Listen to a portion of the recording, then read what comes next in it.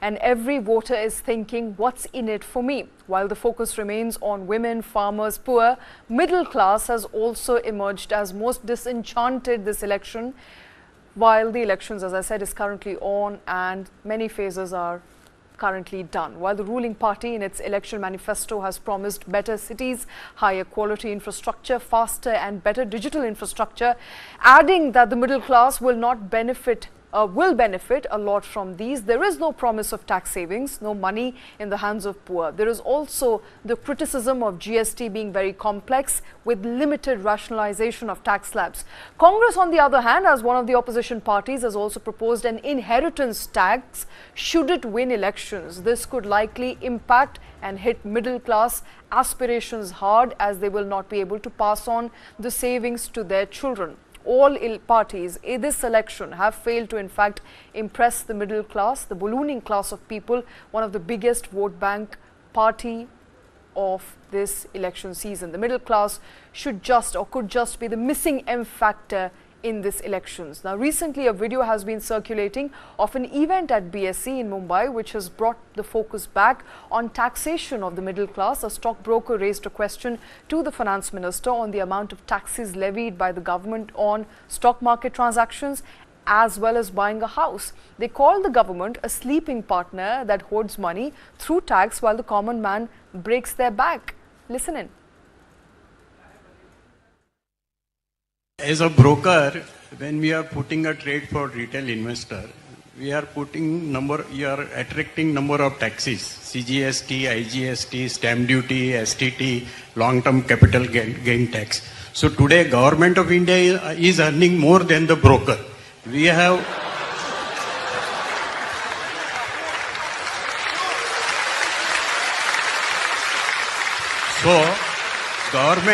I am investing everything, I am taking a whole lot of risk, and government of India is taking away entire profit of mine. You are my sleeping partner, I am a working partner with my finance, my risk, my staff, everything. So what do you want to say on this? Number two, there is one more question for you.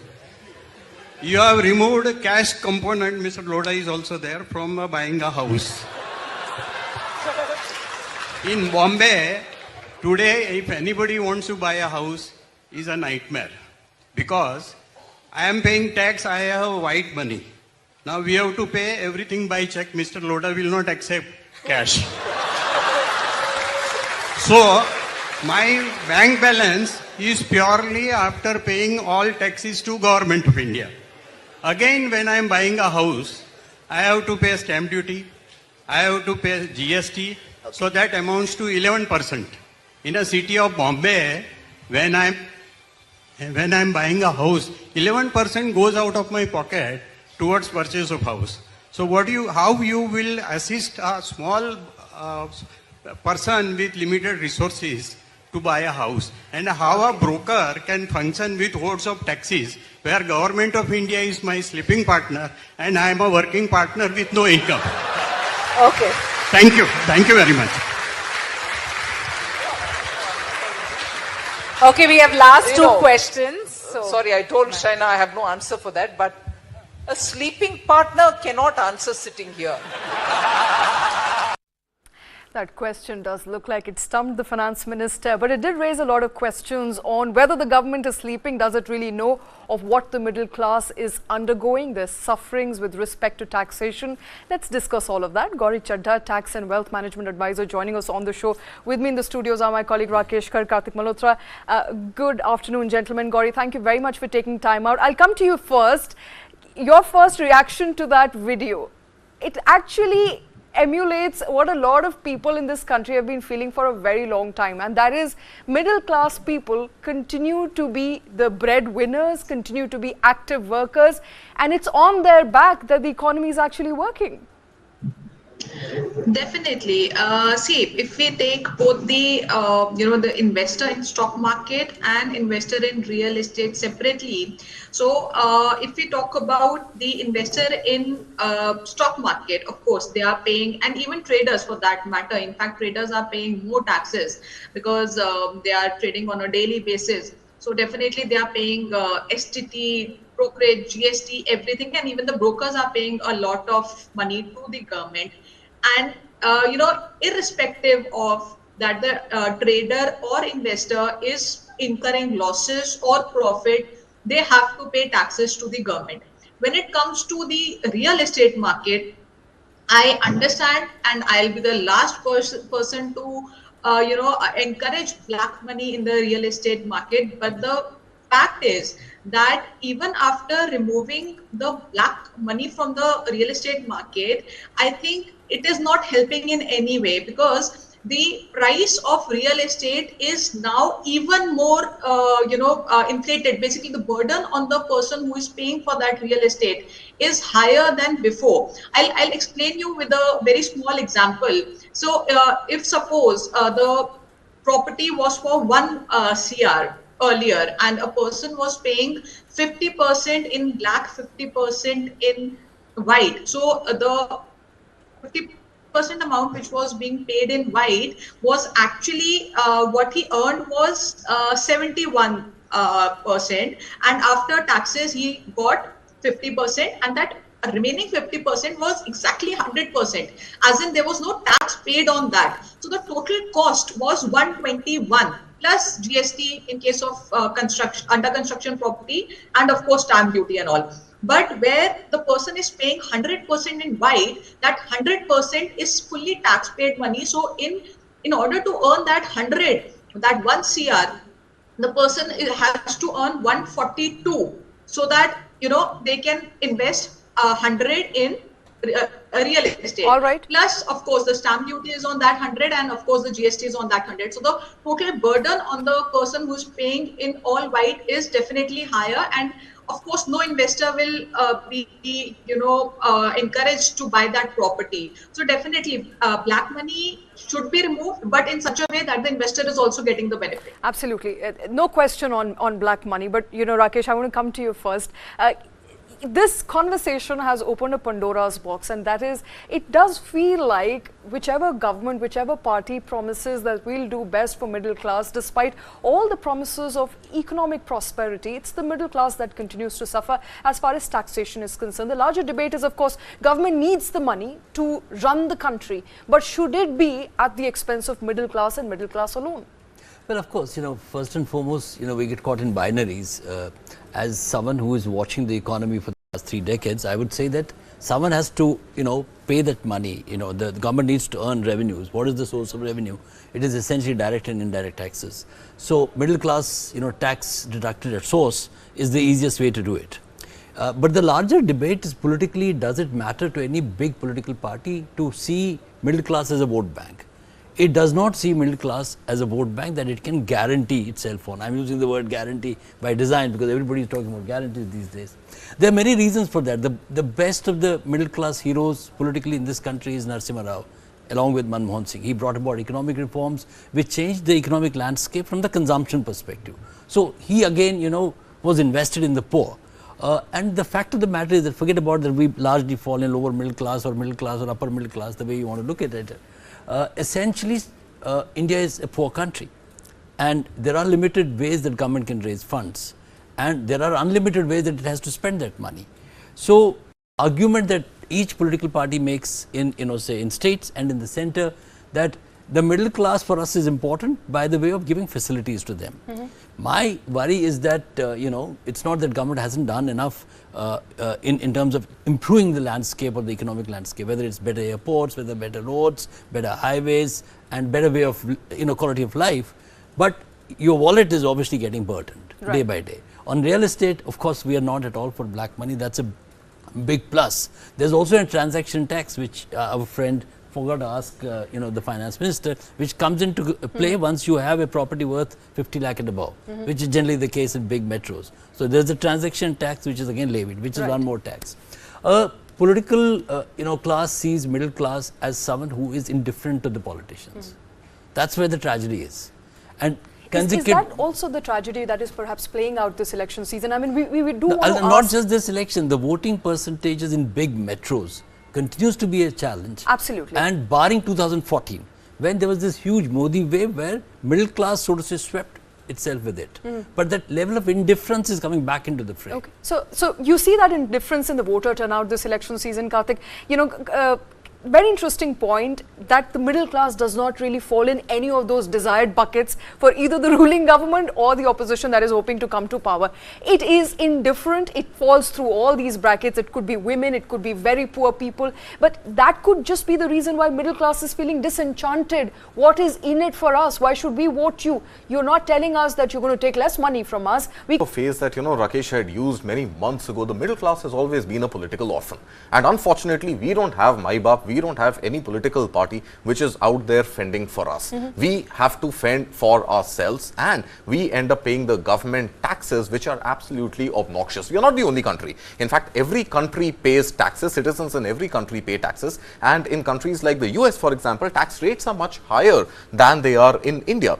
So as countries become more developed, there is more tax outgo. But the problem really is that India also has far more number of poor people who do not fall in the bracket of minimum tax, and hence the smaller chunk of the population, which is the middle class, ends up subsidizing them. Now, the problem in all of this really also is that the government knows very well that middle class cannot be the vote bank, simply because in urban areas which house the middle class in maximum numbers, most of the people actually don't belong to that city. Look at the three of us sitting here, for example. You come from Dehradun, Rakesh comes from Kashmir, I happen to be from Delhi NCR.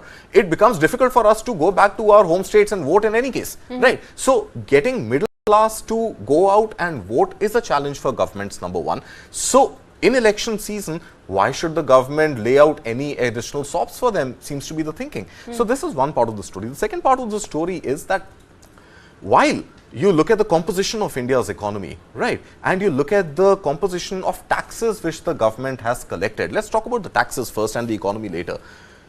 The middle class in India, or rather tax-paying citizens, middle class, upper, lower, whatever, the split may be, has paid about 12 lakh crore rupees in taxes. How much has the government collected as direct taxes from corporations, from business houses? 9 lakh crore rupees. The delta between what individuals pay as tax and what companies pay as tax is moving against the middle class and only increasing on the middle class side.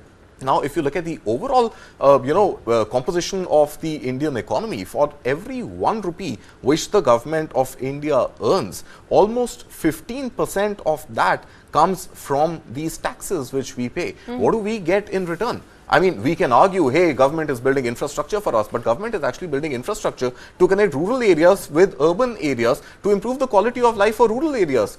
The folks living in the rural areas will want to come to urban cities to migrate and get milked more on taxes. The reverse migration doesn't happen. You don't, barring very few instances, you don't have people going back to their hometowns and living and or making and earning there.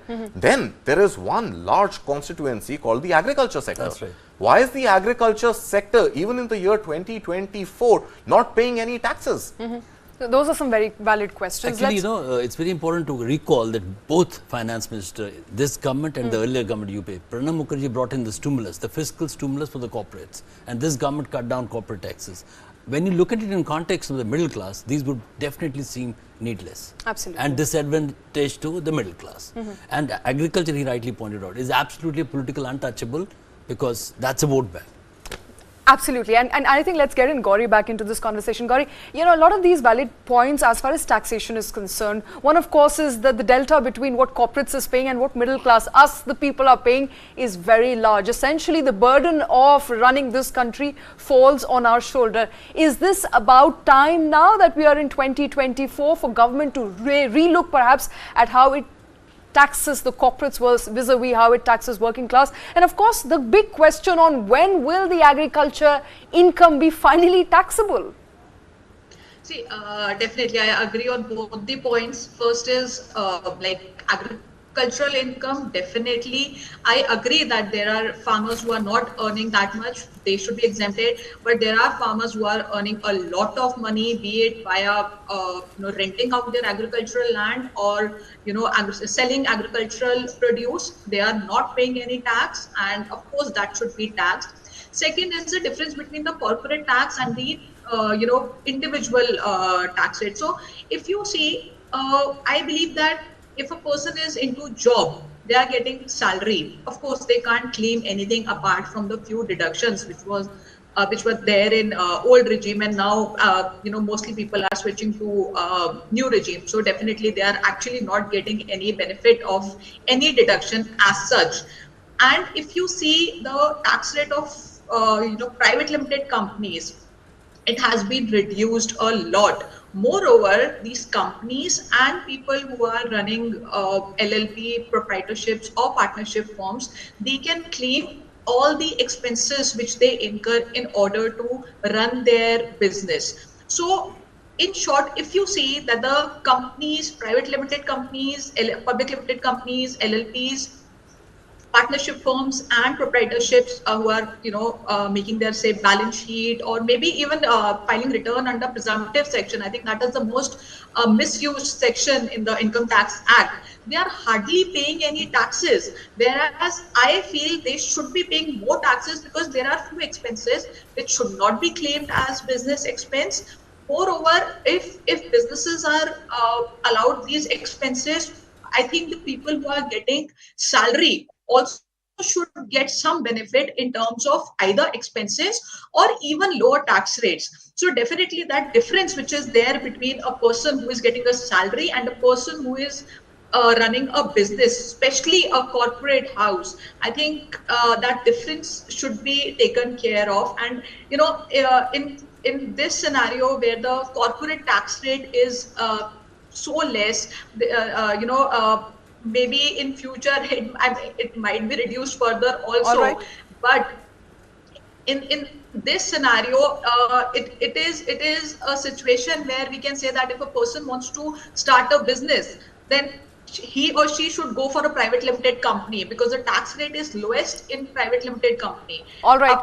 So that of course is a huge problem here. We don't want corporates to feel they're not welcome. Absolutely. Right. No, so this is going to be a very narrow path to. It's a difficult path. Absolutely. It's a delicate balance. The way forward to my mind is, we have to bring agriculture in the larger, tax net.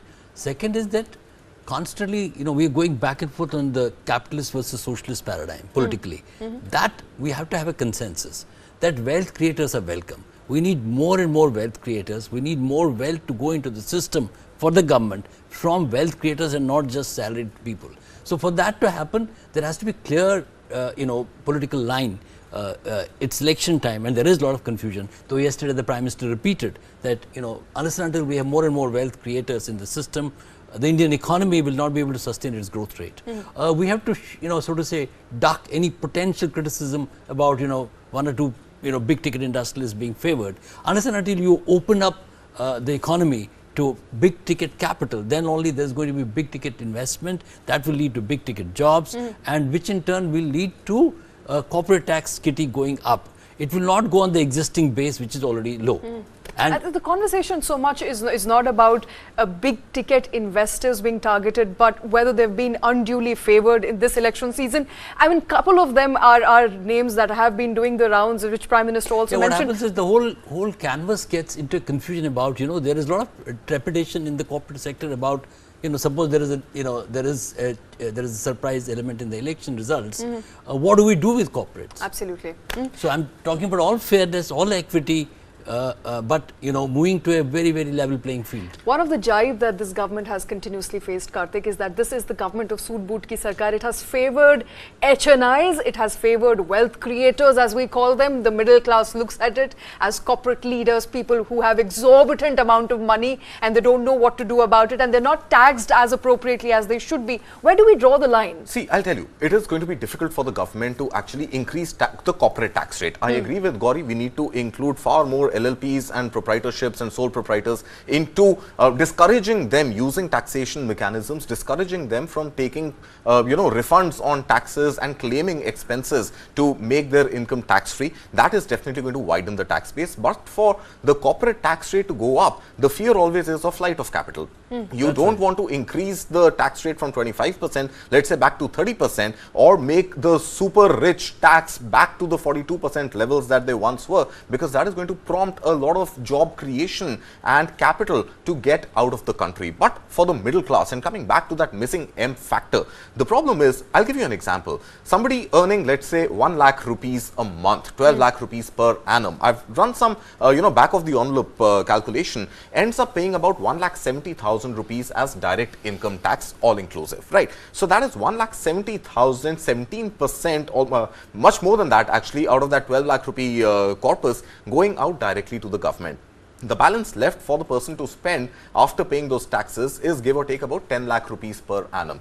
In this 10 lakh rupees, given inflation and given the cost of living in metro cities, urban cities, in any case going up and not down, unlike China, the problem is if you average out the GST on anything that this family consumes, which is after tax keeping 10 lakh rupees at about 18%, because it goes as high as 28%, comes down as low as 5%. If you average it out to about 18%, that is another 1,80,000 rupees gone. So you are net talking about 1,80,000 rupees plus 1,70,000 rupees, which is 3,50,000 rupees out of 12 lakh rupees which you earn going as taxes.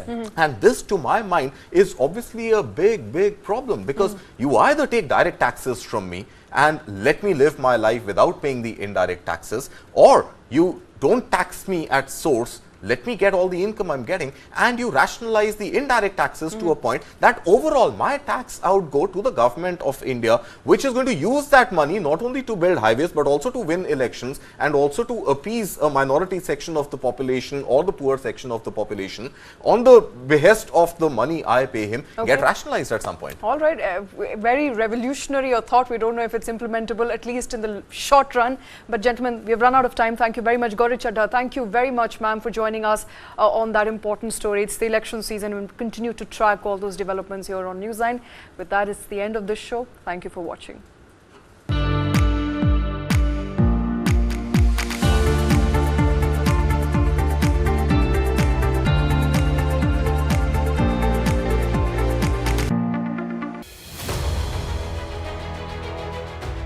Forever there are simultaneous election of Parliament, Assembly and Municipality and Panchayat. So that framework has to be given in the Constitution. That amendment has been suggested. Are you going to take away the power of dissolution? I mean, it doesn't require any rocket science to do this. It's a simple constitutional amendment, and the idea is everything goes together. The Law Commission has set the ball rolling for one nation, one election. Basically, if all goes well, then India may see simultaneous elections to Lok Sabha, state assemblies, municipalities and panchayats.